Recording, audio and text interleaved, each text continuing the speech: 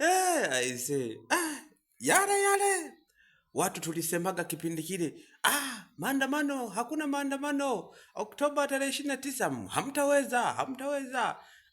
Tukawa tunachukulia utani. Bwana wewe, kumbe tarehe 29 watu walikuwa wamepania kweli na wakaingia mzigoni pap.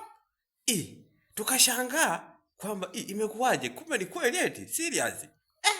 Basi watu wakasema hivi, Samia hawezi kuwa rais yake ya nani? Awamu hii hawezi kuwa rais.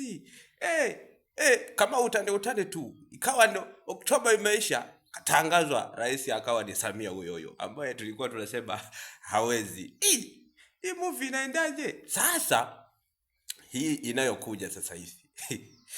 Hii imekuwa kama utani tu, inakuja tarehe 9 Disemba nini? Kuna maandamano. Hamna. Watu wanasema hamtaweza. Watu wamekufa hivyo, hamtaweza. Lakini ninapoona upepo unapokuja, upepo ni wa hatari. Inaweza kuwa ikawa ni kweli. Yale tunayosema ni utani, kumbe yanakuwa ni kweli. Ngoja tusubirie tuangalie inakuwaje. Lakini hii movie sielewi inaendaje. Sijui Sterling ni nani. Yaani hata sijui. Mambo ni magumu brother. Usiambiwe. Acha kabisa kwenda huko. Kaa nyumbani, tulia. Haya maisha mengine acha yaendelee. I say, unaweza ukanifollow, ukasubscribe hata kwenye channel yangu. Utakuwa umetisha sana brother.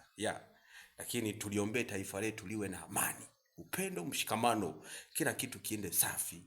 Mimi niwaambieni, hakuna kitu kingine kinye ubora zaidi kuliko amani hapa duniani na upendo.